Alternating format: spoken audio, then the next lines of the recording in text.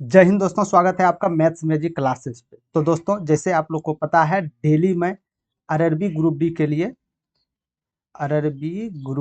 लिए जो 2022 में पूछे गए प्रश्न थे, वो चाहे वो फर्स्ट शिफ्ट में या सेकंड शिफ्ट में या थर्ड शिफ्ट में पूछे थे, एक एक क्लास बाय एक एक शिफ्ट का क्वेश्चन मैं लेके आया हूँ। टोटल क्वेश्चन नंबर आपका 25 होगा। आज जो आपका बारी है 18 अगस्त 2022 में जो पूछे गए थे थर्ड शिफ्ट का, ध्यान दीजिएगा। थर्ड शिफ्ट में जो पूछे गए प्रश्न थे, आज हम लोग वो प्रश्न को करेंगे। टोटल 25 प्रश्न थे, क्या था नहीं था, ठीक है। मगर आप लोग सेशन से जुड़ जाइए बिना कुछ लेट किए। यदि आप लोग सेशन से जुड़ गए हैं तो लाइक जरूर कर दीजिएगा और चैनल को शेयर जरूर कीजिएगा। शेयर करने से क्या होगा, जो भी आपका न्यू बच्चे, चाहे वो भाई बहन, जो भी आपका रिलेटिव हो, न्यू स्टूडेंट हो, उसके लिए एक प्लेटफॉर्म तैयार हो जाएगा कि हाँ, इसका सिलेबस लेवल ये है। समझ में आ रहा है ना, लेवल है।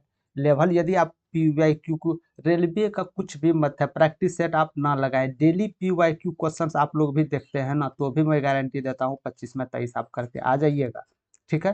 तो पीवाईक्यू क्वेश्चंस बहुत मायने रखता है मेरे भाई। 2022 में जो पूछे गए थे, ग्रुप डी में 2022 में जो पूछे गए थे क्वेश्चन, वो एनटीपीसी 5 जून जो जारी ग्रेजुएट लेवल का हुए थे, उसमें सेम क्वेश्चन रिपीट किए हैं। हम देखे question, same same question repeat किए, इसीलिए पीवाईक्यू क्वेश्चंस लगाना बहुत इंपॉर्टेंट हो जाता है। और ग्रुप डी है तो जानते हैं दोस्तों ग्रुप डी का लेवल क्या रहता है, ठीक है। तो ये चैनल से आप लोग जुड़ जाइए और शेयर जरूर कर दीजिएगा न्यू बच्चे के लिए। एकदम बेसिक से आप लोग के इन्फॉर्मेशन, और कोई लॉन्ग विधि नहीं, शॉर्ट विधि में बताया जाता है, ठीक है। तो इसीलिए आप लोग मैथ मैजिक क्लासेस से अवश्य जुड़े। चैनल को सब्सक्राइब नहीं किए हैं तो सब्सक्राइब कर दीजिए, और ऑल नोटिफिकेशन पे सब्सक्राइब करके ऑल नोटिफिकेशन आएगा, इस पर आप क्लिक कर दीजिएगा। इससे होगा क्या, इससे ये होगा, जो भी हम भविष्य में आपके लिए नोटिफिकेशन जारी करें, या कोई क्लास का कुछ इंपॉर्टेंट जारी करें, या कोई पीवाईक्यू कराए, चाहे वो रेलवे हो या एसएससी जीडी या अदर सब डिफेंस विभाग या बिहार स्टेट लेवल जॉब भी, जो भी हो स्टेट लेवल जॉब, सबका नोटिफिकेशन आप तक, जो भी हम वीडियो बनाए, जो भी हम पोस्ट करें, डायरेक्ट आप तक पहुंच जाए। इसीलिए आप लोग चैनल से जुड़ जाइए, ठीक है। चलते हैं बिना कुछ लेट किए आज का पहला प्रश्न की तरफ। 18 अगस्त 2022 में थर्ड शिफ्ट में पूछे गए प्रश्न हैं, ये सब आप कीजिएगा, ठीक है। और एक बात और, लास्ट में यदि आप प्रश्न कर रहे हैं, ए टू जेड प्रश्न देख रहे हैं, तो आप लास्ट में कमेंट जरूर कीजिएगा आपका 25 में कितना नंबर राइट हुआ है, ठीक है। इससे आपका क्या होगा, आपका तैयारी का पता चल जाएगा आप किस पानी में हैं, ठीक है। चलते हैं प्रश्न की ओर। एक कार 5 घंटे में 275 किलोमीटर की दूरी तय कर सकती है, ठीक है। यदि उसकी गति 5 किलोमीटर प्रति घंटा कम कर दी जाए तो कार को 250 किलोमीटर दूरी तय करने में कितना समय लगेगा, ये आपको बताना है। पहले जो दूरी 275 चल रहा था, तो इसको 5 घंटा लग रहा था, तो क्या हम यहाँ से चाल इसका पता कर सकते हैं। तो चाल क्या हो जाता है, दूरी बेटे समय, यही होता है ना। दूरी क्या दिया गया है आपके पास, 275, यानी 275 जो किलोमीटर दूरी तय की होगी, ये 5 घंटे में यदि की होगी, तो हम सिंपल बता सकते हैं कि इसका जो चाल होगा 15 किलोमीटर पर आवर होगा। यहाँ तक समझ गए। इसका चाल आपका निकल आया 55 किलोमीटर पर आवर, ठीक है।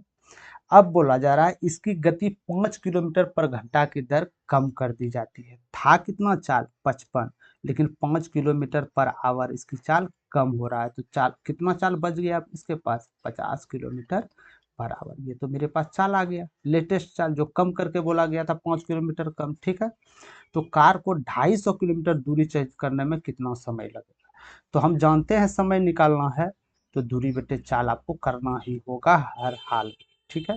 तो दूरी आपके पास क्या दिया गया था, तो दूरी 250, न्यू दूरी तय करवाना है आपसे, 250 बोला रहा है कितना लग रहा है, ठीक है। तो 250 किलोमीटर आपका दूरी हो गया। चाल आपका क्या था, चाल हालांकि था 55, जो पहले 275 किलोमीटर दूरी तय करता था, लेकिन उसने बोल दिया साफ कि 5 किलोमीटर भाई हम कम करेंगे 250 किलोमीटर के लिए, तो 50 हो गया, 5 किलोमीटर कम करेंगे। तो यदि हम इसका किलोमीटर पर आवर से करते हैं, तो इसका समय निकल जाएगा, तो समय क्या आएगा आपका, 5 आवर। यही आपका 5 आवर उत्तर है, समझ गए। चाल कम करना था, चाल कम करने बोल रहा है, तो आपको चाल निकालना पड़ेगा। चाल कम करके ही आगे का समय हम निकाल सकते हैं, समझ गए। चलते हैं अगले प्रश्न पे। लोगों के एक समूह में पुरुष, महिलाएं और बच्चे शामिल हैं, ठीक है। मेल है, ठीक है, वो मेल भी है और चाइल्ड भी है, ठीक है। जिसमें 40% पुरुष, 35% महिलाएं और बाकी बच्चे हैं।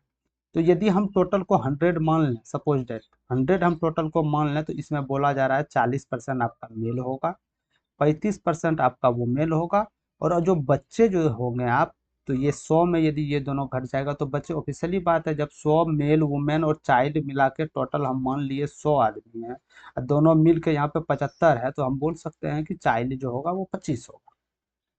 ठीक है। और उसका औसत वजन क्रमशः 70 किलोग्राम, इसका औसत जो वजन है, एवरेज औसत है, याद रखिएगा, औसत जो इसका वजन है 70 किलोग्राम है। वुमेन का औसत वजन 60 किलोग्राम है, और चाइल्ड का औसत वजन 30 किलोग्राम। समझ गए, 30 किलोग्राम, कोई दिक्कत नहीं। टोटल 40, 35 और 25। तो इसमें हम, इसमें जो क्वेश्चंस में, जो प्रश्न में जो बोला गया, इसमें कहीं ये जिक्र नहीं है कि इतना आदमी है, सिर्फ परसेंटेज में है कि 40% पुरुष है, 35% महिला है, और आपका 25% आपका चाइल्ड है। ठीक है। तो ये नहीं बोला गया कि 100 है या 200 है या 400 है या 10,000 है या 1 लाख। ठीक है। तो नंबरिंग में आप कुछ मान सकते हैं। नंबरिंग में यदि हम 100 मान लिए, तो मेरा ये संख्याएं, ये आ गया 100 में। यदि हम इसको मिनिमम करके लिखे, यदि हम 1 सेकंड के लिए, यदि हम इसको मिनिमम रेशियो में करके लिखे मेरे भाई, तो क्या गलत हम कर दिए। यदि रेशियो में हम इसका करते हैं 5 अट्ठे 40, 5 से सबको घटाइए आप, 5 अट्ठे 40, 5 सत्ते 35, 5 पीछे 25, यानी 8 7 5। ये भी तो रेशियो, चाहे ये रेशियो हो या इसी का तो रेशियो टूट के बना है मेरे भाई। रेशियो जितना हम कम लेंगे, ये निकालने में उतना आसानी होगा मेरे लिए।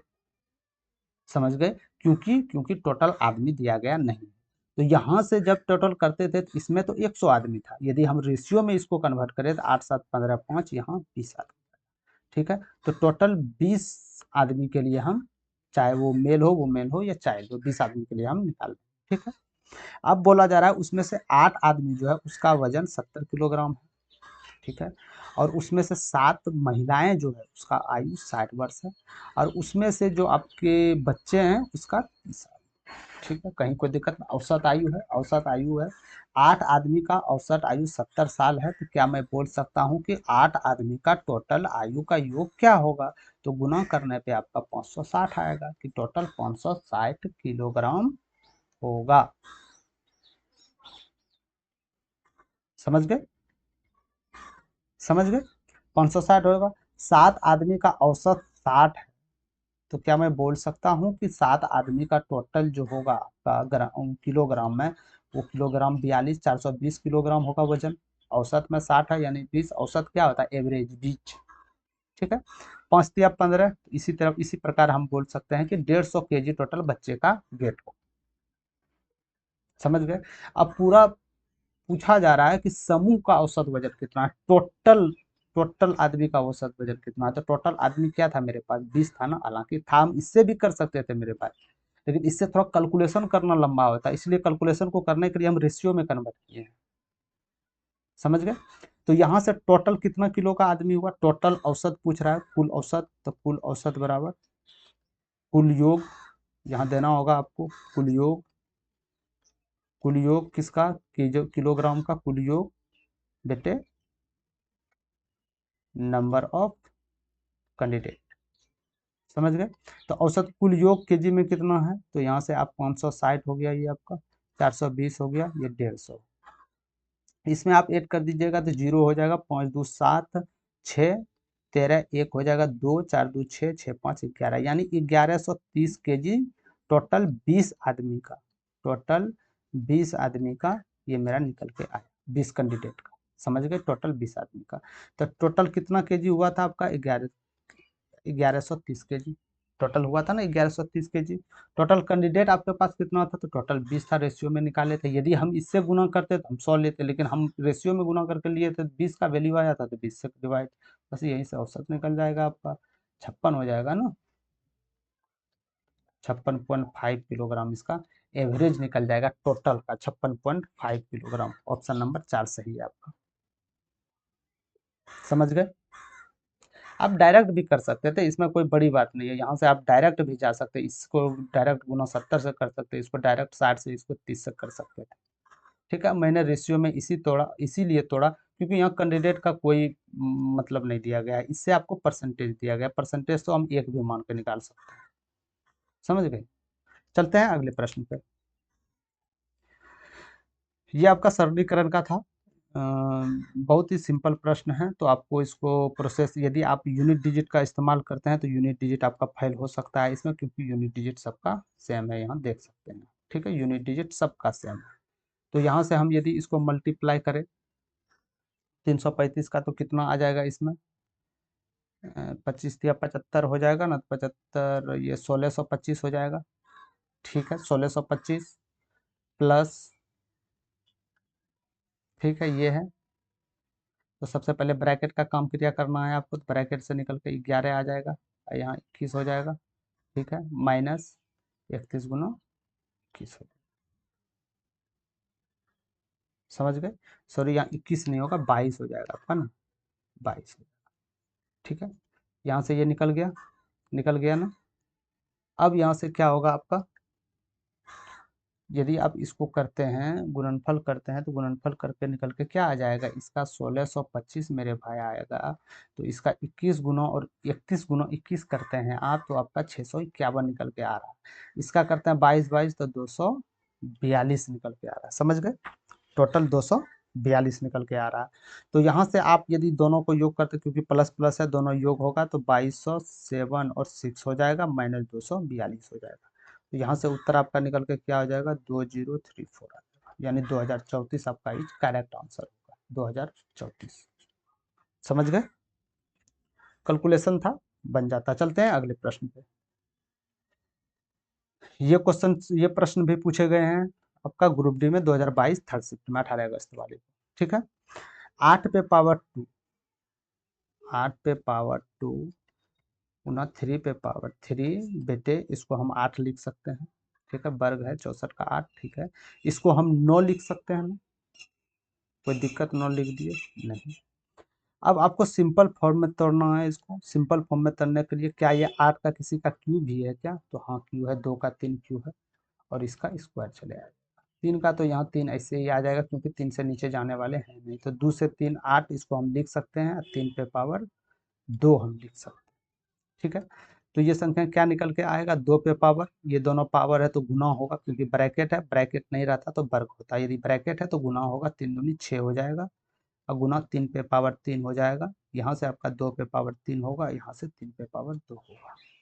तो हम एक चीज पढ़े हैं कि यदि ए पे पावर एम, ए पे पावर एन है, तो ये पावर जाके, यदि बेस दोनों समान है तो पावर जाके घट जाता है आपस में, ए एम माइनस एन हो जाएगा। ठीक है, तो यहाँ से ये फॉर्मूला हम यूज करेंगे।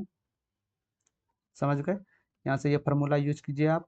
ए पे पावर 2 पे पावर 6 है ऑलरेडी, 2 पे पावर 3 नीचे है, ऊपर जाएगा घटेगा, 2 पे पावर 3 आ जाएगा। ठीक है, ठीक है। 3 पे पावर 2 है, 3 पे पावर 3 है, ऊपर जाएगा, एक बचेगा, 3 यहाँ, 1 या 3 लिख सकते हैं। तो क्या आ जाएगा यहाँ से? 8 दिया 24 करेक्ट आंसर आपका आ जाएगा, 24 करेक्ट आंसर नंबर कीजिए। ठीक है, इसको सरल करना, सरल मतलब सरलतम रूप में तोड़ तोड़ के इसको बराबर सबसे छोटा लघु करना। ठीक है, चलते हैं अगले प्रश्न पे। एक पिता और पुत्री के वर्तमान आयु का योग 80 वर्ष है। ठीक है, एक पिता और पुत्री का वर्तमान आयु का योग 80 वर्ष है। तो फादर और डॉटर का आयु का योग दिया गया है 80 साल। ठीक, 8 वर्ष पहले पिता की आयु पुत्री की आयु की 7 गुनी थी। 8 वर्ष पहले पिता की आयु की डॉटर के आयु की 7 गुनी थी। कब? 8 वर्ष पहले, 8 वर्ष पहले।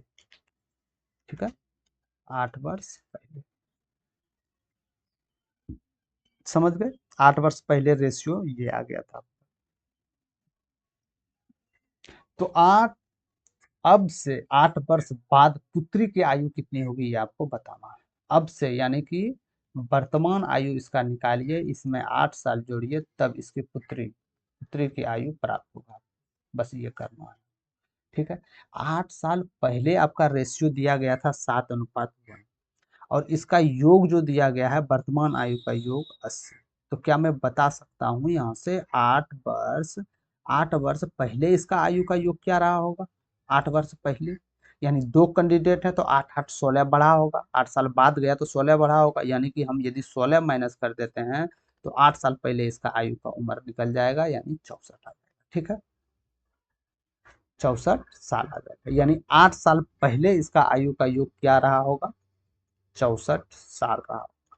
ठीक है, 8 साल पहले दोनों का योग, लेकिन रेशियो में है तो दोनों का रेशियो का योग क्या हो जाएगा, 8 हो जाएगा। तो 8 का वैल्यू यहाँ 64 दिया गया है आपका, समझ गए, 8 का वैल्यू 64 दिया गया है। एक का वैल्यू निकल जाएगा आपके पास, एक का वैल्यू निकल गया 8। ठीक है, तो अब पुत्री की आयु पूछ रही है, तो पुत्री की आयु अनुपात में 1 था, 1 का वैल्यू 8 ऑलरेडी निकला हुआ है। तो ये मेरा क्या वर्तमान आयु है, वर्तमान आयु थोड़ी है, ये तो 8 वर्ष पहले का है। तो 8 वर्ष यदि हम इसमें जोड़ करेंगे तो ये मेरा वर्तमान आयु निकल के आ जाएगा 16 साल। समझ गए, ये मेरा वर्तमान आयु, लेकिन वर्तमान से भी 8 साल बाद आयु पूछ रहा है, वर्तमान से 8 साल बाद पुत्री की आयु क्या होगा, तब इसमें हम जोड़ेंगे। तो 8 साल बाद जो आयु होगा आपका टोटल 24 साल होगा। समझ गए, तो ये आपका उत्तर रहा 24 साल। ठीक है, कोई दिक्कत नहीं है इसमें, कोई भी दिक्कत नहीं है इसमें, डायरेक्ट आपका रेशियो में लिखना था। ये रेशियो दिया गया था 8 वर्ष पहले का, 8 वर्ष पहले का इसका वर्तमान आयु का योग दिया था, तो 8 दूनी 16 माइनस कर देंगे, टोटल योग 64 निकल जाएगा। 8 साल पहले, यही तो हम चाह रहे थे, ये निकाले 8 साल पहले का, तब तो इसको रेशियो में बांट सकते हैं हम, बस यही प्रोसेस हमने यहाँ किया। ठीक है, चलते हैं अगले प्रश्न पे। 108 और 144 का महत्तम समावर्तक कितना होगा, ये आपको बताना है। तो महत्तम समावर्तक क्या होता है, वो बड़ी से बड़ी संख्या जो दी गई संख्याओं को पूरी तरह विभाजित कर दे, उसे ही एचसीएफ कहते हैं ना। वो बड़ी से बड़ी संख्या, ध्यान दीजिएगा, वो बड़ी से बड़ी संख्या, वो बड़ी से बड़ी संख्या जो दी गई संख्याओं को, जो दी गई संख्याओं को, ये संख्याएं जो दी गई है आपके पास 108 और 144, इसको पूरा तरह जो भी संख्या भाग कर देगा दोनों को, वही आपका एचसीएफ होता है। तो ये पूरी तरह दोनों संख्या भाग को कब कर सकता है, जब ये संख्या दोनों से छोटा हो। दोनों में छोटा 108 है, क्या 108 दोनों से विभाजित, दोनों को विभाजित कर रही है, नहीं, 108 सिर्फ इसको विभाजित कर रहा है, इसको नहीं कर पा रहा। अब 108 जब नहीं कर पा रहा है तो 108 एचसीएफ हो ही नहीं सकता है। तो इसका हाफ आप देखिए 54, कि 108 को विभाजित करने वाला दूसरा संख्या क्या है, 54 है सबसे बड़ी। तो 54 है, तो क्या ये 144 54 से हो रहा है, विभाजित नहीं है। ठीक है, तो ये भी नहीं। अब 108 को विभाजित करने वाले 54 से नीचे संख्या है, तो 36 हो जाएगा आपका। ठीक है, क्या 36 108 को विभाजित कर पा रहा है, क्या 36 108 को विभाजित कर पा रहा है, जी कर पा रहा है। क्या ये 144 को विभाजित कर पा रहा है, जी कर पा रहा है, 4 बार में विभाजित कर रहा है, यानी दोनों संख्या ये विभाजित हो रहा है, यानी कि एचसीएफ आपका 36 होगा। 36 आपका एचसीएफ इज करेक्ट आंसर। ये क्वेश्चंस में पेन भी, प्रश्न में पेन भी उठाने की आवश्यकता नहीं है, आप डायरेक्ट ये कर सकते हैं। सिर्फ आपको ये पता, बेसिक रूल पता होनी चाहिए कि बड़ी से बड़ी वो संख्या जो दी गई संख्याओं को पूरी तरह विभाजित कर दे, उसे एचसीएफ कहते हैं। बस ये आपको पता हो गया तो कहीं कोई दिक्कत नहीं होगा। ठीक है, तो ये एचसीएफ का रूल था, ये हो गया एचसीएफ का रूल। एलसीएम का रूल सेम उसी प्रकार है, बड़ी से बड़ी वो संख्या जो दी गई संख्या से, इससे जो दी गई संख्या से विभाजित हो जाए तो वो बड़ा संख्या होगा। ठीक है, चलते हैं अगले प्रश्न पे। एक समलंब चतुर्भुज की समांतर भुजाएं उसकी ऊंचाई 4 के सार्व अंतर के साथ एक समांतर श्रेणी में है।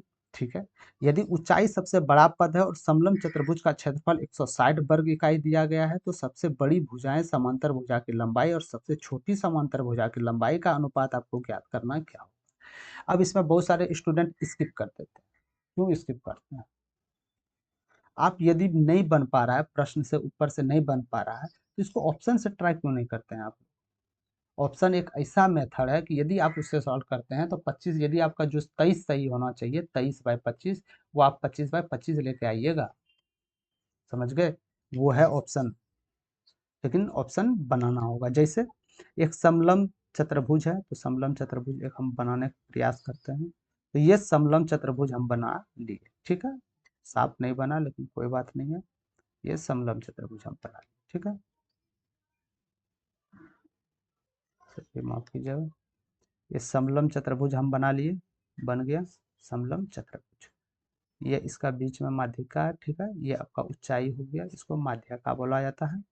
ठीक है। ये समांतर भुजाएं का योग बोला जाता है। जैसे हम इसको ए मान लिए, इसको बी मान लिए, इसको सी मान लिए, इसको डी मान लिए, तो इसको ई मान लिए, इसको एफ, यानी ई एफ माध्य का है आपका, ए बी ये बड़ी भुजा है समलंब का, और बी सी सी डी ये छोटी भुजा है, और ये ऊंचाई है एच। ठीक है।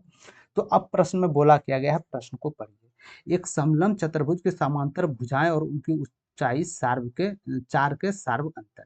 चार के सार्व अंतर में क्या मतलब है कि चार का अंतर हो सब में। जैसे जैसे ये सी डी सबसे छोटा है, तो सी डी जो होगा मेरे भाई, सी डी जो आपका होगा, सी डी जो आपका होगा और ए बी के बीच में चार का अंतर होगा, समझ गए।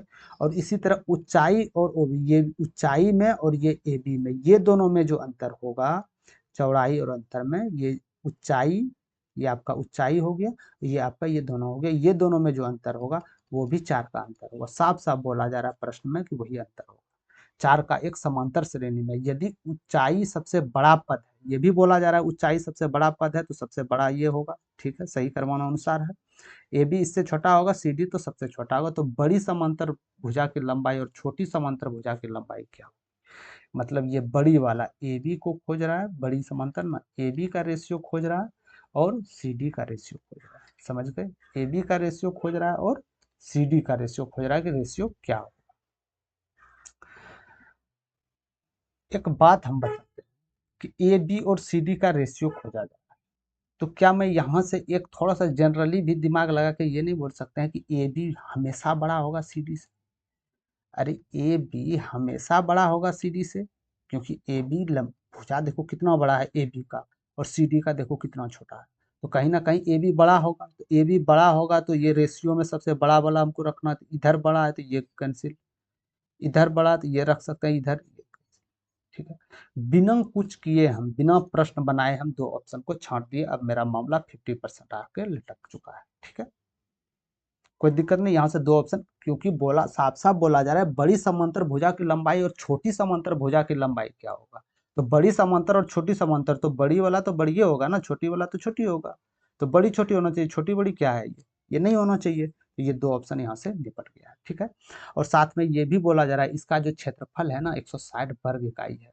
तो समलंब चतुर्भुज का क्षेत्रफल जो होता है मेरे भाई, समलंब चतुर्भुज का जो एरिया हो जाएगा वो हो जाएगा हाफ समांतर भुजाओं का योग, समांतर भुजा का योग, समांतर भुजा का योग गुना ऊंचाई। ठीक है, समांतर भुजा का योग और गुना ऊंचाई। तो एक बात हम करते हैं, यदि हम हाफ है, ठीक है, समांतर भुजा का योग क्या हो सकता है? समांतर भुजा का योग क्या हो सकता है? ऊंचाई तो हमको पता है, क्या पता है आपका ऊंचाई? ऊंचाई भी पता नहीं, लेकिन इतना पता है कि इसका एरिया जो होगा 160 वर्ग इकाई। समझ गए? ठीक है, अब यदि हम ऑप्शन से डायरेक्ट पकड़ते हैं, क्योंकि साफ साफ है चार का अंतर है सब में, चाहे वो छोटी भुजा हो बड़ी भुजा हो ऊंचाई हो, सब पर चार का अंतर है, ऊंचाई सबसे बड़ा है। तो सबसे पहला यदि ऑप्शन से हम पकड़ते हैं, सबसे पहले हम बड़ी भुजा को 5 मान लेते हैं।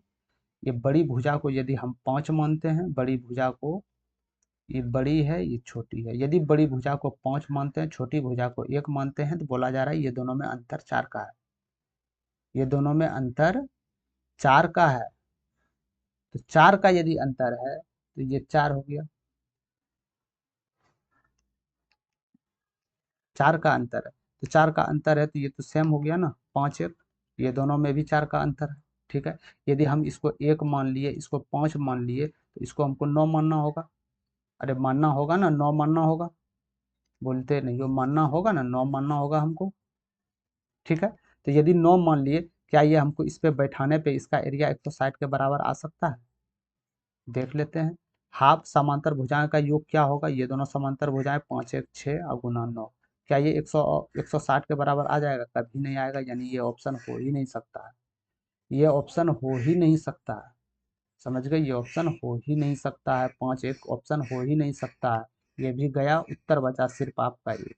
3 इज करेक्ट आंसर। इसको हम देख लेते हैं कैसे। बड़ी भुजा को माने 3, क्योंकि वो साफ साफ बोला गया। छोटी भुजा को माने हम 2। ठीक है, इसका अंतर 4 दिया गया है, लेकिन अंतर है दोनों का रेशियो में 1 का, लेकिन संख्यात्मक रूप से 4 है, तो यानी 1 का वैल्यू 4 आ गया। ठीक है। तो ये 4 तिया 12, 4 दूनी 8, यानी छोटी भुजा 8, बड़ी भुजा 12। तो छोटी भुजा यदि हम सी डी को 4 का अंतर है, ये आप लोग ध्यान रखिएगा। यदि हम सबसे छोटी भुजा को मान लिए 8, बड़ी भुजा को 12, यदि 4 का सार्व अंतर है ना, तो इसमें भी 4 का अंतर होगा, यानी हम बोल सकते हैं इसको 4 जोड़ने पर ये 16 हो जाएगा। ठीक है। यानी कि जो भी समलंब चतुर्भुज आपका था, ये समलंब जो भी चतुर्भुज था आपका, ये दोनों का भुजा की लंबाई आपका हो जाएगा 12, ये इसका हो जाएगा 8 और इसका हो जाएगा 16। ठीक है। तो क्या ये एरिया निकालने पे 160 आ रहा है? यदि 160 का ही एरिया निकालने पे आ रहा है तो समझ जाएंगे हम, ये जो भी भुजा हम निकाले, सबका ऊंचाई जो निकाले, ये 110% सही है। ठीक है। तो चलते हैं हाफ। समांतर भुजा का योग क्या हो जाएगा? 20, 12 8 20, और ऊंचाई क्या है? 16। तो यहाँ से करते हैं 2 से 10, तो क्या आ जाएगा आपके पास? 160 वर्ग का। यही तो हमको चाहिए, प्रूव्ड करना था। यही तो हमको प्रूव्ड करना था कि हकीकत में है कि नहीं है ये ऑप्शन। तो ये ऑप्शन प्रूव्ड हो गया आपसे। समझ गए? कुछ भी नहीं था। हम यदि इस प्रश्न पे जहाँ एग्जाम में रहते, यदि हम मेरे सामने ये प्रश्न रहता, तो हम बिल्कुल ये सब नहीं करते। डायरेक्ट ये देखते सर्व का अंतर है, समांतर अंतर है, यानी 4 है, और बोला जा रहा है सबसे बड़ी एच है, तो एच से भुजा जो छोटी अब होगी तो ये भी होगी, और इससे ये हो जाएगा। डायरेक्ट हम यहाँ से ऑप्शन से पकड़ते, ये दोनों तो पहली बार में हम छाड़ देते। समझ गए? तो प्रश्न को सिर्फ एक रूल से बनाना नहीं होता है, प्रश्न भी कभी कभी आपके साथ खेल जाते हैं। ठीक है। तो उसको कॉमन साइंस से उसको समझ के और सॉल्व करना है। यदि डायरेक्ट प्रश्न देख के आप डायरेक्ट पेन उठा रहे हैं तो वो गड़बड़। समझ गए? तो वो ऐसा हो सकता है कि 25 में आप फुल क्वेश्चन नहीं कर सकते हैं। ठीक है। चलते हैं प्रश्न पे। एक धनराशि को जब 12.5% प्रतिवर्ष साधारण ब्याज के निवेश किया जाता है, 2 वर्ष बाद राशि कितना हो जाती है? कोई धन था आपके पास, इसको बोला जा रहा है कि आप एक काम कीजिए, इसको 12.5% की दर से 2 साल इन्वेस्ट कीजिए, तो ये आपका कितना रुपया हो जाएगा? ठीक है। 2 साल में इंटरेस्ट यदि 12.5% को दे और बोले 2 साल में साधारण ब्याज लगाओ, तो 1250 रुपया हो जाएगा। तो बोला जा रहा है साधारण ब्याज क्या है? साधारण ब्याज क्या है? सिंपल इंटरेस्ट क्या है? मूलधन नहीं पूछा जा रहा है, साधारण ब्याज पूछा जा रहा है क्या। तो इसका सिंपल इंटरेस्ट क्या होगा? सिंपल हम जानते हैं कि यदि रेट दिया गया है और टाइम है, तो सिंपल इंटरेस्ट निकालने के लिए दोनों को गुना करते हैं। तो गुना करेंगे तो ये 25 बाई कितना आ जाएगा? यानी 1/8 आ जाएगा, बोल सकते हैं 1/8 आ जाएगा। ठीक है। 1/8 और गुना 2 साल के लिए गुना करते हैं तो कितना आ जाएगा? 1/4 सिंपल इंटरेस्ट। ये निकला मेरा सिंपल इंटरेस्ट निकला। कहने का मतलब ये है कि 4 धन पे एक सिंपल है। यदि हम 4 इन्वेस्ट किए थे तो उसका एक सिंपल इंटरेस्ट निकल के आएगा। यदि 8 इन्वेस्ट करेंगे तो इसका 2 सिंपल इंटरेस्ट निकल के आएगा। समझ गए यहाँ तक? समझ गए यहाँ तक? यानी हम बोल सकते हैं कि 1/4 इसका सिंपल इंटरेस्ट है। 1/4 का मतलब 4 में 1। ठीक है। 100 में 1/4 है, तो यानी 25, 1/4। समझ गए? तो यानी सिंपल इंटरेस्ट इसका कितना है? सिंपल इंटरेस्ट कितना है इसका? 1 है। अरे सिंपल इंटरेस्ट 1 है 4 में। समझ गए? सिंपल इंटरेस्ट 1 है। तो ये 8250 जो मेरे पास दिया गया है, ये क्या है? ये जो बोला जा रहा है 12.5% की दर से 2 साल बाद 82.5, ये कहीं ना कहीं मिश्रधन तो ही है। ठीक है। तो जब आप मूलधन किसी को दीजिएगा इन्वेस्ट करने के लिए, तो उधर से मूलधन और ब्याज दोनों मिल के आएगा। दोनों मिल के जो आता है उसे ही मिश्रधन हम लोग बोलते हैं। तो मिश्रधन इसका 8250 हो जाएगा। तो मिश्रधन क्या होगा? आपका रेट है 1 और मूलधन है 4, तो मिश्रधन 4 1 5 नहीं हो जाएगा आपके पास है? तो मिश्रधन आपके पास 5 निकल गया। ठीक है। तो बस यही पूछा गया है कि आपके पास मिश्रधन 8285 निकल के आया, यानी 5 का वैल्यू आपका 8250 निकल के आया। ठीक है। 8250 निकल के आया। तो सिंपल इंटरेस्ट पूछा जा रहा है, तो सिंपल इंटरेस्ट 1 का वैल्यू निकालना है, या बोल सकते हैं डायरेक्ट इसको इसमें भाग देना। तो क्या हो जाएगा?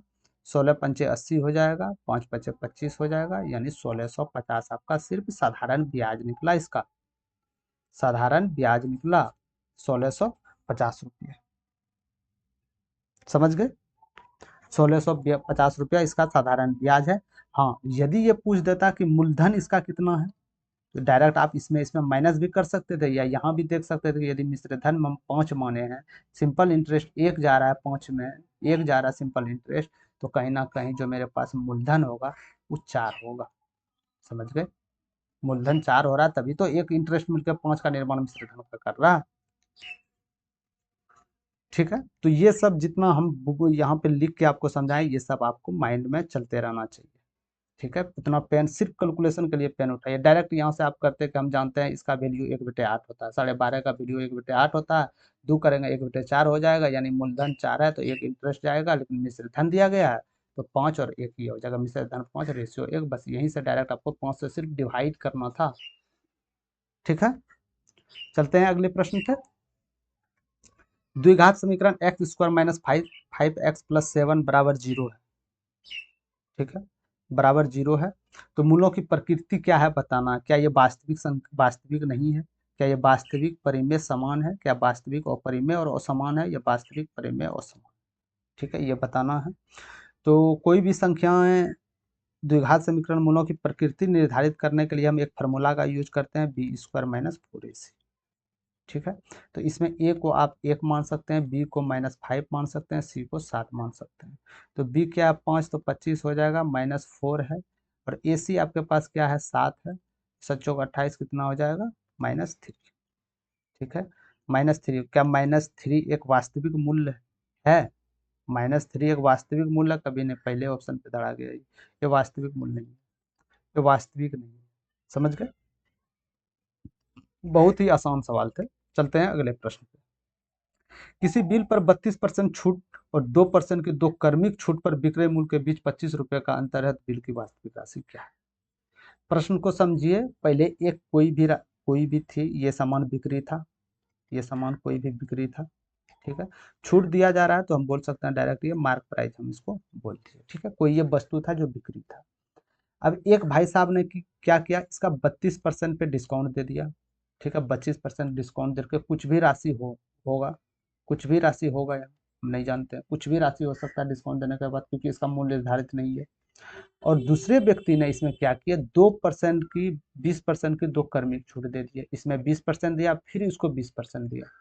तो इसका जो निकल के आया आपका, समझ गए, तो ये जो निकल के आएगा डिस्काउंट के बाद एक्स निकल के आएगा, आप मानते हैं।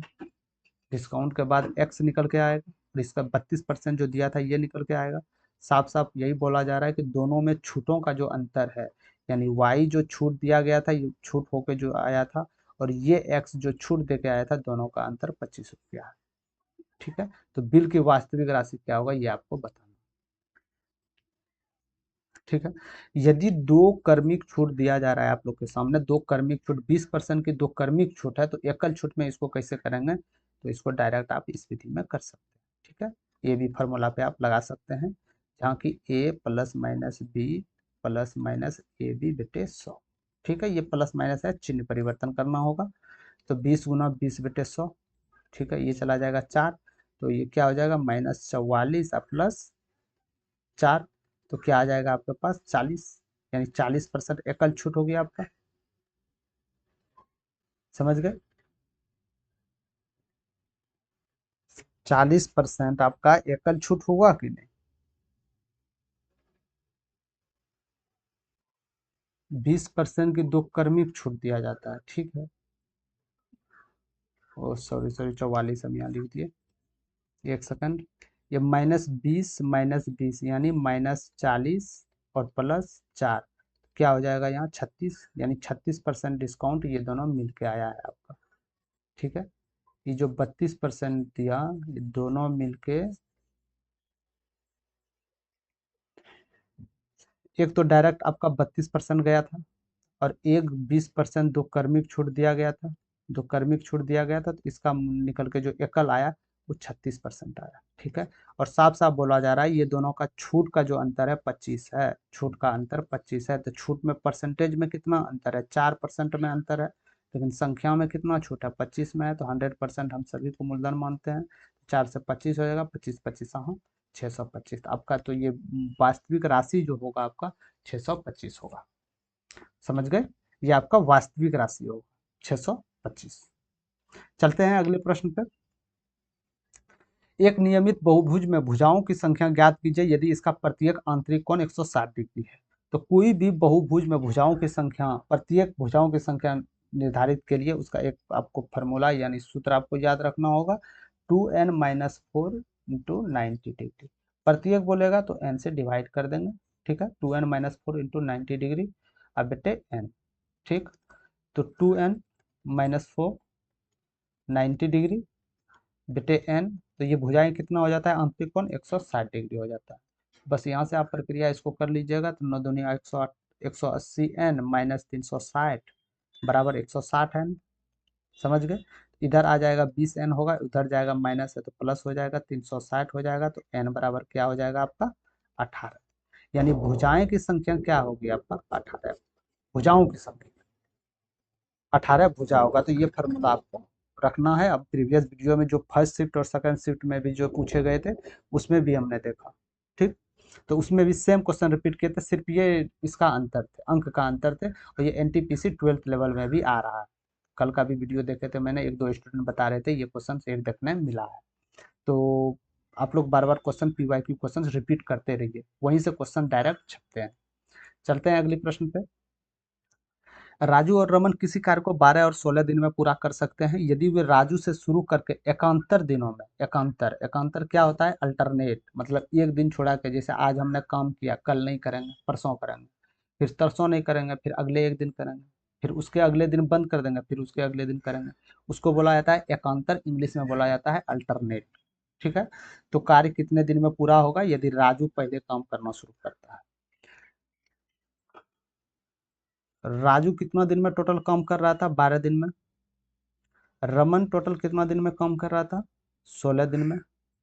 कुछ काम तो होगा टोटल काम जो वो कर रहा होगा, तो टोटल काम हम एलसीएम ले लेते हैं, क्योंकि जानते हैं वो बड़ी से बड़ी संख्या हमको टोटल काम निकालना जो दोनों से विभाज्य हो जाए। तो एलसीएम इसका लेना पड़ेगा। तो क्या यहाँ सबसे बड़ी दोनों में क्या है, 16 है। क्या ये 16 दोनों से विभाज्य है, नहीं है। तो बड़ी संख्या का दुगुना 32, 32 दोनों से विभाज्य है, नहीं, 3 गुना, तो 16 48, क्या 48 12 और 16 से विभाज्य, हाँ है, तो 48 इसका एलसीएम आ जाएगा। ये एलसीएम का रूल होता है, समझ गए। तो ये इसका एलसीएम हो जाएगा। तो ये एक दिन में कितने इकाई काम कर सकते हैं,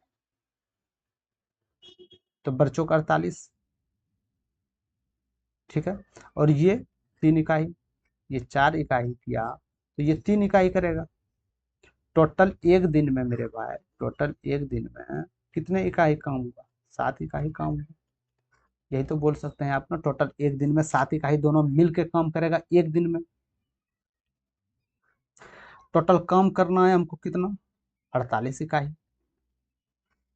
48 इकाई टोटल वर्क है ना मेरा, टोटल वर्क निकाले ना, 48 इकाई हम काम पूरा कर सकते हैं।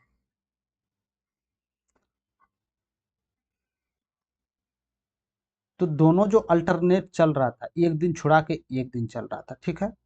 तो यदि एक दिन ये 7 इकाई एक दिन में कर रहे हैं, 48 का इकाई पूरी पूरी तरह पूरे दिन में समाप्त कर पाएंगे, तो नहीं। कितना इकाई तक ये पूरा दोनों अल्टरनेट कर सकते हैं, तो सक्षक 42, यानी कि हम बोल सकते हैं 6 दिन, 6 दिन वो भी गैप एक एक दिन का, तो यानी 6 दूनी 12 दिन हो जाएगा, ठीक है। 6 दिन 12 दिन, 12 डे हो जाएगा यहाँ, ठीक है। 12 डे में ये कितना इकाई करते हैं, सक्षक 42, सक्षक 42 यानी 42 इकाई काम करते हैं। टोटल कितना इकाई काम बच गया मेरे पास, तो 6 इकाई काम बच गया। 12 दिन काम टोटल हुआ है, अभी भी 6 इकाई बचा है, तो कौन आएगा, सबसे पहले राजू दौड़ेगा। तो राजू एक दिन में कितना इकाई कर रहा था, 4 इकाई, तो एक दिन में ये, एक दिन में राजू 4 करके निकल जाएगा। तो कितना बचेगा आपके पास, 2 इकाई काम बचेगा।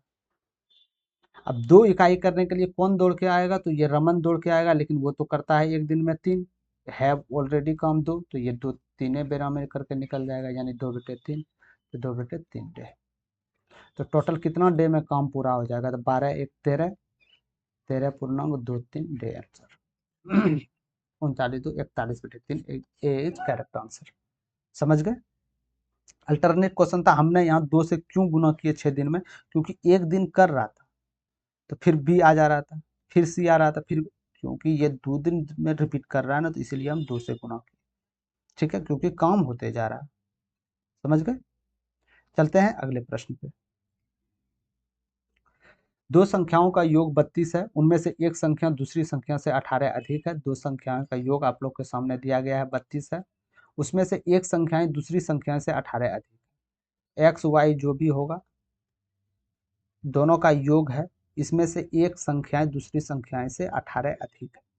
18 अधिक है, यदि हम इसको 18 माइनस कर दें, कुल योग में 18 माइनस कर दें तो दोनों बराबर बराबर आ जाए। यदि हम x प्लस 18, एक से 18 तो अधिक है, यदि हम ये 18 हम हटा देते हैं तो क्या ये x बराबर नहीं हो जाएगा? तो यदि हम इसको यहाँ से 18 हटा देते हैं इसमें से, तो कितना हो जाएगा? ये 4 हो जाएगा ना, यहाँ 4 हो जाएगा और 1 हो जाएगा। ठीक है, यानी 14।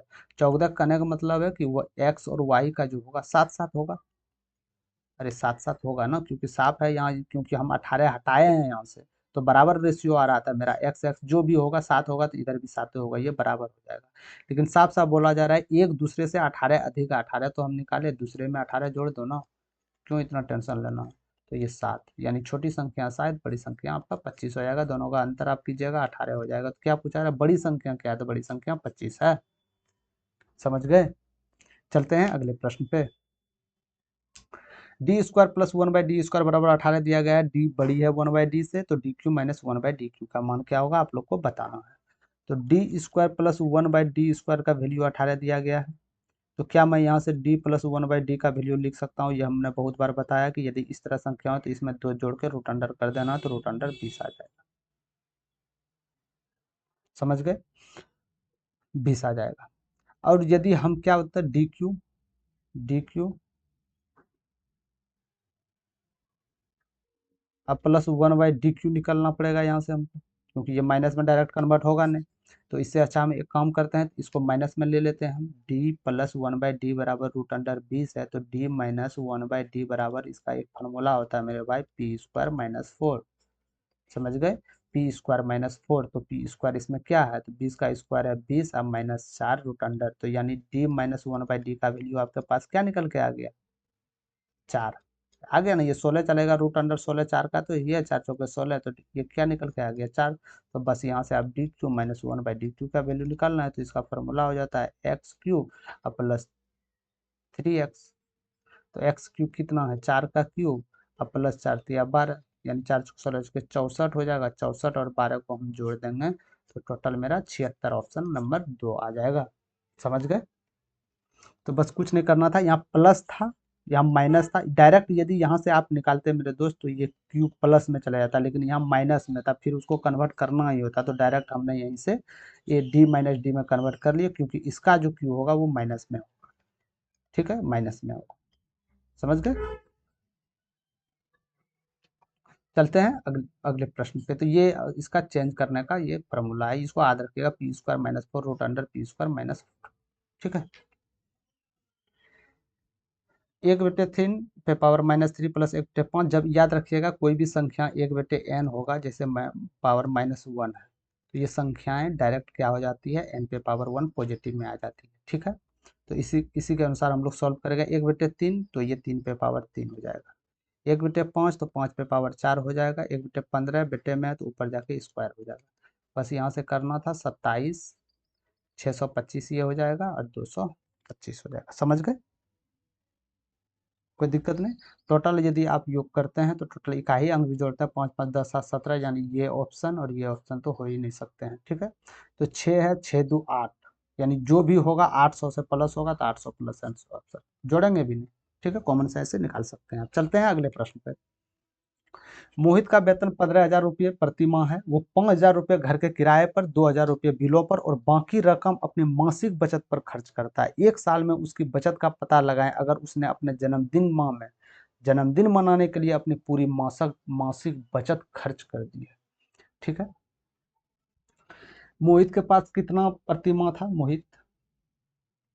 मोहित के पास प्रतिमाह 15,000 रुपये था। ठीक है, प्रतिमाह 15,000 रुपये मिलता था, लेकिन इसने से खर्च जो किए थे 5,000 रुपये किराए पे दिया, वो तो माइनस होगा, प्लस 2,000 रुपये बिल पे दिया था, 2,000 माइनस होगा। जो भी लास्ट में बचेगा ये इसका बचत होगा, ये इसका बचत होगा। तो बचत क्या हो जाएगा? 7,000 चले जाएगा 15,000 में, तो 8,000 बचत होगा। तो ये बचत क्या है? ये मासिक बचत है, इसका मासिक बचत है। जब ये मासिक बचत ये है तो सालाना बचत क्या होगा? सालाना बचत इसके लिए क्या होगा? तो 12 से गुना करना, 12 96,000, ये सालाना बचत है साल का। लेकिन ये बोला जा रहा है कि एक दिन ऐसा आया कि उसका जन्मदिन में पूरे 1 महीना का जितना बचत था, 1 महीना का कितना बचत था, 8,000, पूरा ये खर्चा कर दिया 1 महीना का। तो ये सालाना उसका जन्मदिन तो 12 मास में तो एक दिन आएगा, ऐसा थोड़ी है कि 13वें महीना में जाके हुआ था, 13 महीना कुछ अलगे है, नहीं ना, 12 महीना में किसी तो एक दिन आया होगा, तो एक दिन में 8,000 खर्चा किया होगा। तो 1 माह का खर्चा किया, ये 1 मासिक बचत का खर्चा ये किया, कितना, 8,000। तो 8,000 माइनस हो जाएगा तो कितना आपके पास बच जाएगा, 88,000 अभी भी इसका सालाना होगा। सालाना बचत होगा 88,000, समझ गए, सालाना बचत होगा 88,000 रुपया। Option number c is correct answer. समझ गए।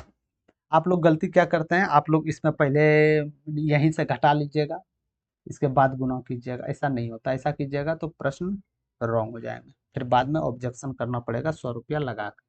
ठीक है, चलते हैं अगले प्रश्न पे। निम्न का माध्यिका वर्ग ज्ञात कीजिए। कक्षा दिया गया है, क्लास है, क्या है, 0 से 50 है आपका। मैं एक बार लिख लेता हूँ, समझाने में आसानी होगा। 100 से 150 है ना, और 150 से 200 तो है ही। ठीक है, इसका फ्रिक्वेंसी कितना दिया गया, बारंबारता क्या दिया गया है इसका, 12 है, इसको हम आवृत्ति मान लेते फ्रिक्वेंसी। ठीक है, 12 है ये 15 है, ये 13 है, ये 10 है।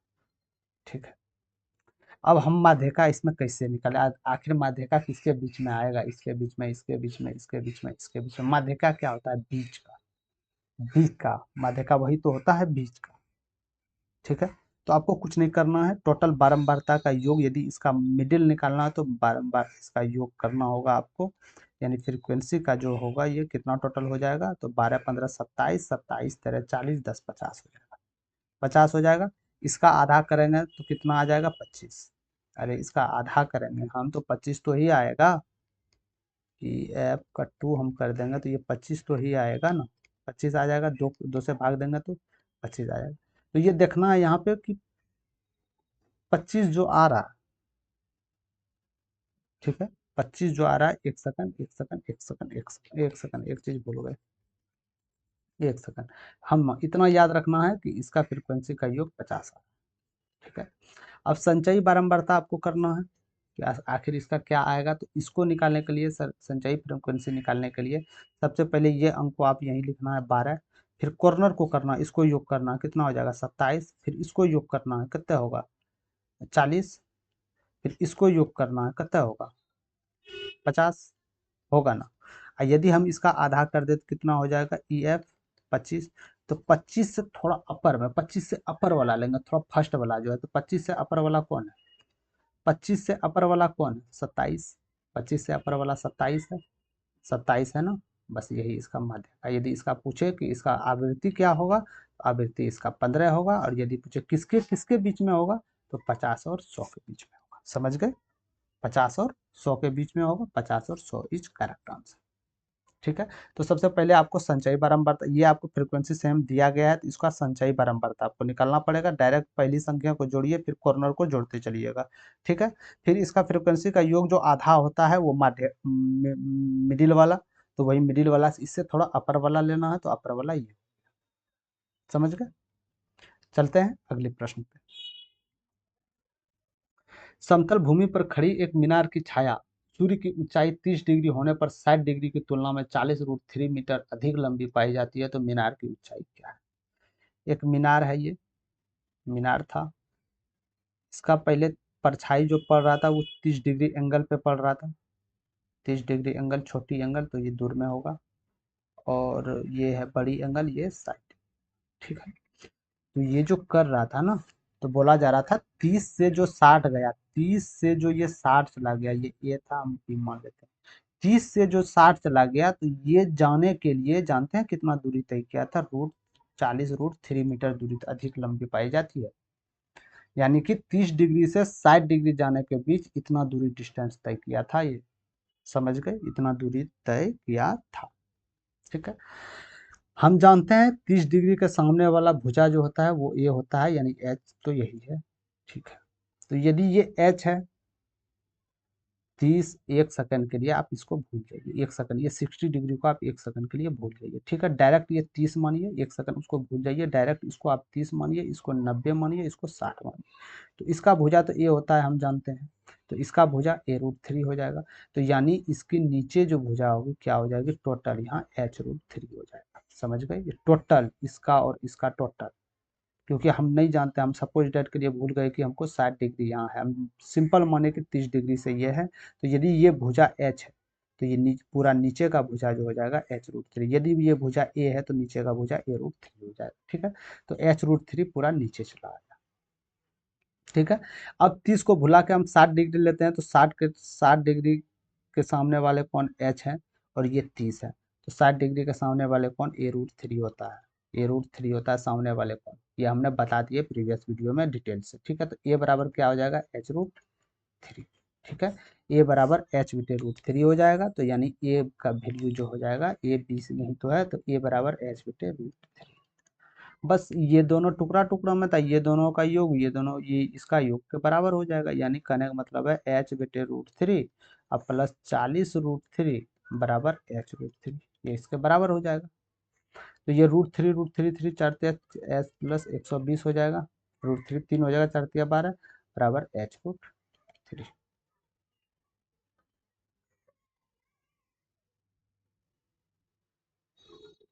समझ गए। और इधर जो बटाम है ये √3 हो जाएगा, तो √3 क्या हो जाएगा, 3h बराबर 120 प्लस एच, एच माइनस हो जाएगा तो 2h बराबर 120, तो h बराबर 60 मीटर। तो ये जो दूरी है आपका, ये जो ऊंचाई है, ये आपका 60 मीटर ऊंचाई। तो ये कितना होगा, तो ये h/√3 कर देगा। 30 डिग्री वाला दूरी क्या होगा, साफ साफ दिया गया, पूरी दूरी क्या होगा, तो 60√3 पूरी दूरी। समझ गए। तो ऐसे बनाया जाता है सिंपल। एक इसका एक उदाहरण रखिएगा कि यदि ये 30 डिग्री है, यदि ये 90 डिग्री है, यदि ये 60 डिग्री है, तो 30 डिग्री के सामने भुजा ए होता है, ये भुजा a√3 होता है, ये आपका कर्ण 2a होता है। समझ गए। ये हमने निकाल के बताया त्रिकोणमिति से, ठीक है। चलते हैं अगले प्रश्न पे। सरल कीजिए 6x³ minus 2x² plus 3x minus x³ plus 2x minus 3। तो यदि हम इसको डायरेक्ट करते हैं तो 6x³ हम इसको लिख सकते हैं, माइनस 12x² लिख सकते हैं, प्लस 18x लिख ही सकते हैं। तो इसमें माइनस करना है x³ 2x माइनस 3, ये हमको माइनस करना है। तो 6x³ में आपका एक x³ चला जाएगा तो 5x³ बचेगा, ठीक है। तो 5x³ कहाँ है, तो ये तो नहीं हो सकता, स्क्वायर में है। 5x³, ठीक है, ये भी नहीं हो सकता, 5x³, ठीक है। अब क्या हो जाएगा, -12x², तो इसमें x² तो है ही नहीं, ठीक है, छोड़ देते हैं। इसमें 18x प्लस है तो ये जाएगा 2x, तो यानी 16x बचेगा, प्लस 16x, ठीक है। और माइनस 12x², ऑप्शन तो गलत तो नहीं है ना, ऑप्शन तो गलत तो नहीं है ना, तो फिर एक सेकंड इसको माइनस कर लीजिएगा मेरे को, इसको माइनस कर लीजिएगा, माइनस है सब जगह, माइनस कर लीजिएगा। तो यहाँ पे आ जाएगा आपका -12x² आ जाएगा ना, और प्लस 3। तो ये कहाँ है, यही ढूंढना है आपको, जोड़ घटाव था, आप घटा भी कर सकते थे नॉर्मली। तो ये था, यहाँ से क्या होगा, 5x³ -12x² plus 16x plus 3, यही आपका उत्तर होता है बी, ठीक है। ये तो हो ही नहीं सकता, 5x³ -12x²,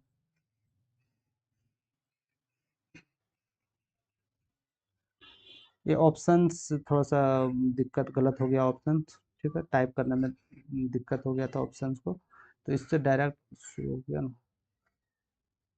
एक सेकंड, एक सेकंड।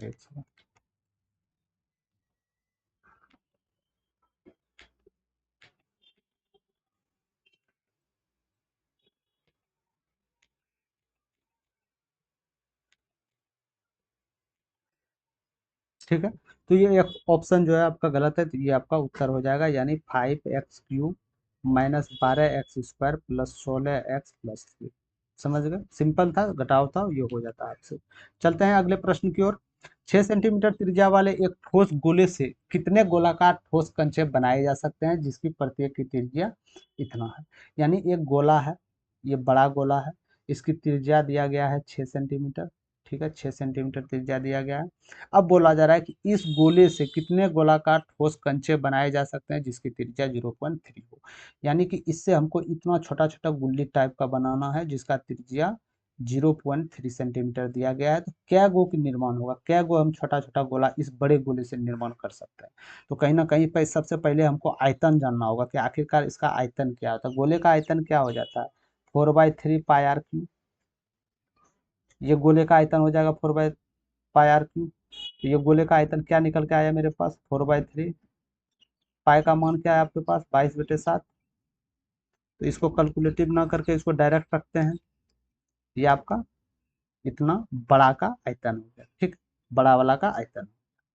अब छोटे का भी आयतन निकालना है, क्योंकि बड़े बड़े से छोटा वाला में आयतन, यदि मान के चलो एक बड़े गोला में छोटा छोटा टुकड़ा टुकड़ा छोटा छोटा आयतन निकालना है, तो उसमें से क्या करना पड़ेगा, बड़े में से तो छोटा वाला को भाग देना पड़ेगा, तभी तो पता सकता है कितना आ सकता है। जैसे मान के चलिए आपके आपके पास 12 कंचे, छोटा आपके पास एक छोटा छोटा सा है 3 कंचे है, तो क्या गो कंचा मिलकर 12 कंचे का निर्माण करेगा, तो 4 कंचा मिलकर 12 कंचे का निर्माण करेगा। समझ गए।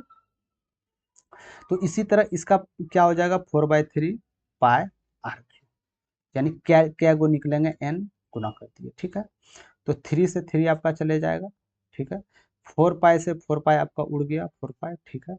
यानी डायरेक्ट आपका R³ बराबर NR³ आ जाएगा। तो R³ क्या है आपका, 6 है ना, 6 6 6। और इधर नंबर ऑफ आर क्या था, 3/10। 3 R³ है तो 3 बार हमको गुना करना पड़ेगा, 3/10। तो ये से 3 से ये दो दो बार में चले जाएगा, दो दो दो दो दूनी 4 दूनी 8,000 आपका कंचे का निर्माण करेगा। एक बड़े गोले से 8,000 कंचे का निर्माण होगा। समझ गए।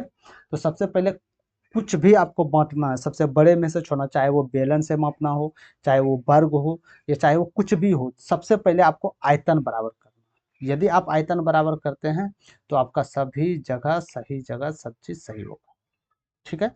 तो आयतन से ही आप अनुमान लगा सकते हैं कि उसके उससे क्या क्या गो छोटे छोटे कंचे का निर्माण हो सकता है। समझ गए। और कोई, चलते हैं अगले प्रश्न की ओर। एक दुकानदार एक वस्तु को 25% लाभ पर बेचता है और बेईमानी से वास्तविक वजन से 30% कम वजन का उपयोग करता है, तो उसका कुल प्रतिशत लाभ क्या होगा ये आपको बताना है, ठीक है। कुल प्रतिशत लाभ क्या होगा। तो एक वस्तु को 25% लाभ पर बेचता है, ठीक है। तो यदि हम 1,000 कोई भी है तो इसको 25% लाभ पे कितना बचेगा, 1250 पे। 1250 पे तो ही बेचेगा, तब तो 25% लाभ होगा, ठीक है। और ये वजन में छेड़छाड़ी भी करता है, क्या कि जैसे 1,000 ग्राम था, आपके पास 1,000 ग्राम था, तो ये 30% कम कर देता है, यानी कि 700 ग्राम का वजन का उपयोग करता है। तो यदि 1,000 ग्राम का 1,000 रुपया इसको मान लेते हैं, तो क्या 700 ग्राम का 700 रुपया नहीं हो जाएगा, हो जाएगा ना। तो ये 1250 ग्राम हो जाएगा। उसका कुल लाभ कितना हुआ, लाभ आपको बताना है, कुल लाभ कितना होगा। तो पहले 1250 जा रहा था, अब 700 जाएगा, कितना होगा कुल लाभ, 550, ठीक है। 550 कुल लाभ होगा, किस पे लाभ होगा, किस तोल पे लाभ होगा, 700 पे होगा।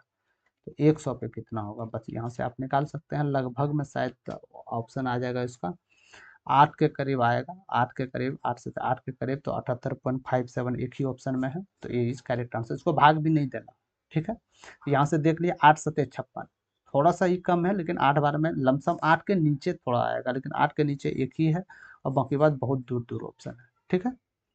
चलते हैं अगले प्रश्न पे। 10 सेंटीमीटर ब्याज वाले एक बेलन की कुल पृष्ठ क्षेत्रफल 330 है, तो वर्ग सेंटीमीटर ज्ञात करें। एक बेलन है, ये आपके पास बेलन है, ठीक है, ये त्रिज्या होती है बेलन का। तो इसका ब्याज जो दिया गया है, ये पूरा ब्याज जो दिया गया है 10 सेंटीमीटर दिया गया है, ठीक है। कुल पृष्ठ क्षेत्रफल 330 दिया गया है, इसका जो टोटल सरफेस एरिया जो है 330 दिया गया है। तो बेलन का ऊंचाई पूछ रहा है, ये ऊंचाई क्या होगा, ये ऊंचाई इसका क्या होगा बताना। तो बेलन का कुल पृष्ठ क्षेत्रफल क्या होता है। तो बेलन का कुल पृष्ठ क्षेत्रफल जो होता है, पहले तो ये 2 पाई आर एच, ये 2πr यानी ये परिधि और h, इसका निर्माण हो गया 2πr/h प्लस 2πr², क्योंकि दो एरिया है, एक और एक दो, ठीक है। तो यहाँ से हम 2πr कॉमन ले लेते हैं तो h प्लस r का निर्माण होता है। तो ये मेरा कुल परिधि कुल आ जाएगा। तो ये दिया गया है 330, ठीक है। तो 2 गुना यहाँ से 22/7 लिख देते हैं। त्रिज्या कितनी है? 10 सेंटीमीटर व्यास है। तो व्यास त्रिज्या का दुगुना होता है। ये 10 सेंटीमीटर है तो यानी त्रिज्या यहाँ से 5 सेंटीमीटर हो जाएगा। त्रिज्या 5 सेंटीमीटर हो जाएगा, यहाँ से हो जाएगा ना। तो 5 ऊंचाई हमको निकालना है, +5 बराबर 330। तो 11 से इसको 30 बार में हटा सकते हैं आप, 11 से 2 बार में गायब कर सकते हैं आप, 5 से ये 6 बार में गायब कर सकते हैं आप, और 2 से ये 3 बार में इसको हटा सकते हैं, ठीक है। कहीं कोई दिक्कत नहीं है। तो यहाँ से आपका क्या निकल के आ जाएगा? 2h प्लस 10 बराबर 21, यानी 2h बराबर जो हो जाएगा 11, h बराबर जो हो जाएगा 5.5 सेंटीमीटर हो जाएगा आपका। 5.5 centimetre, correct option number c, ठीक है। बेलन का कुल पृष्ठ क्षेत्रफल जो होता है यही होता है 2πr/h प्लस 2πr²। इसको सिंपल फॉर्म में हम डायरेक्ट यहाँ से कॉमन ले लिए, 2πr को कॉमन ले लिए, h पर, क्योंकि 2πr दोनों में है, ठीक है। r इसमें डबल था इसलिए एक चला गया, h इसमें एक्स्ट्रा था तो h को टान के इसको प्लस में कर दिया, ठीक है। तो ये इसका ऊंचाई का निर्माण हो जाएगा, समझ गए। चलते हैं अगले प्रश्न पे।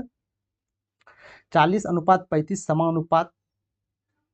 देखो, कोई भी संख्या जैसे मेरे भाई 40:35 दिया गया है और समानुपात 35 और फिर अनुपात x दिया गया है, तो अनुपात जो होता है ना, ये भाग का निशानी होता है, जैसे 40/35, समझ गए। और समानुपात जो होता है ना, ये बराबर का वैल्यू होता है 35, और अनुपात ये भाग का वैल्यू x होगा।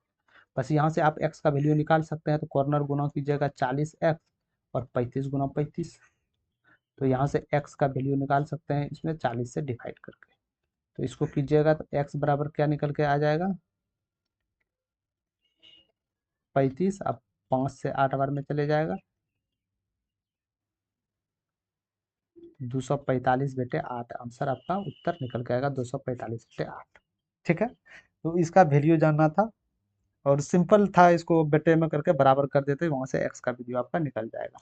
तो ये था आज का प्रश्न। और 24 और 25 नंबर मेरे भाई जो प्रश्न आपका था, तो वो रिलेटेड होता है ना वर्ग अंतराल वाला, बहुत सिंपल फॉर्म थे, इस तरह मतलब दिए गए थे, इस तरह दिए गए थे, यानी ये 2001 2002 जो बताए थे आपका वर्ग अंतराल वाला, तो बहुत सिंपल फॉर्म थे, रेशियो पूछ रहा था, बहुत सिंपल थे, इसलिए हम लेके आप लोग के सामने नहीं आए उसको, क्योंकि टाइम बहुत ज़्यादा उसमें टाइपिंग करने में सेट हो जाता है, इसीलिए वो क्वेश्चन को हमने इग्नोर किया। वो जानते हैं कि वो 100% आप लोग से सबसे बन जाएगा, ठीक है।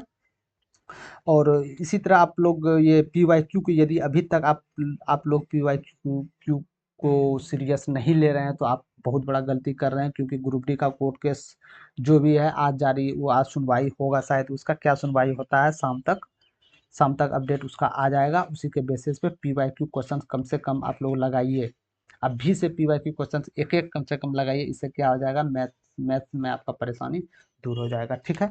तो आज था यही। और बाकी बात, यदि आप इसका PDF, इस क्लास का यदि आप लोग PDF चाहते हैं तो आपको टेलीग्राम चैनल पे जाना होगा, और यदि आप वहाँ से नहीं मिल पा रहा है तो टेलीग्राम चैनल पे आप सर्च कर सकते हैं मैथ्स मैजिक क्लासेस। तो यहाँ से आपको PDF जितने भी क्लास होते हैं, चाहे वो नोटिफिकेशन के रूप में हो या कोई क्लास PDF हो, सबको आप प्रोवाइड करवाया जाता है, ठीक है। तो आज यहीं तक था मेरे दोस्त। यदि आप लोग को सेशन पसंद आ गया हो तो लाइक करते नहीं है, लेकिन लाइक कर दीजिएगा, ठीक है। आप लोग लाइक कर दीजिएगा और शेयर जरूर कर दीजिएगा, शेयर जरूर कीजिएगा, जिससे हो सके न्यू बच्चे के लिए काफ़ी बेनिफिट साबित हो। न्यू बच्चे के लिए, जो कैंडिडेट हैं, स्टूडेंट है, जो न्यू स्टूडेंट, उसके लिए बहुत ही उपयोगी हो। और कम से कम उसके दिमाग में सेट हो जाएगा, हाँ डेली 25-25 मैथ क्वेश्चन कर रहे हैं तो उसमें से ये क्वेश्चन यही ना यही रिपीट होगा। देखिए, स्टूडेंट को कॉन्फिडेंस दिलाना बहुत जरूरी है, बिना कॉन्फिडेंस का वो एग्जाम क्वालिफाई नहीं कर सकते, ठीक है। बिना कॉन्फिडेंस का एग्जाम क्वालिफाई नहीं, कॉन्फिडेंस होना चाहिए। क्या कॉन्फिडेंस? कि हाँ मेरा सिलेबस पूरा हो चुका है, ये कॉन्फिडेंस होना चाहिए कि जो हम एग्जाम देने जाएंगे, जो हम पढ़े हैं उसी से क्वेश्चन आएंगे। तो ये सब प्रैक्टिस करने से, जितना आप प्रैक्टिस कीजिएगा मैथ, उतना ही आपके लिए बेनिफिट हो जाएगा, ठीक है। यदि सेशन पसंद आ गया हो तो मैथ मैजिक क्लासेस पे आपको सब्सक्राइब कर लेना चाहिए। और PYQ क्वेश्चन डेली मैं लेके आ रहा हूँ। अभी फिलहाल के लिए ग्रुप डी के लिए चल रहा है, बाकी बात ALP और जो भी होता है मॉक टेस्ट भी जारी किया जाएगा आप लोग के लिए। जो भी मॉक टेस्ट है, जो भी रेलवे 5 साल 6 साल से जो भी रिपीट प्रश्न कर रहे हैं, बार बार पूछे जा रहे हैं, वो क्वेश्चंस को मैं आप लोग के सामने एक अलग से 2 दिन में एक दिन उसका क्लास होगा।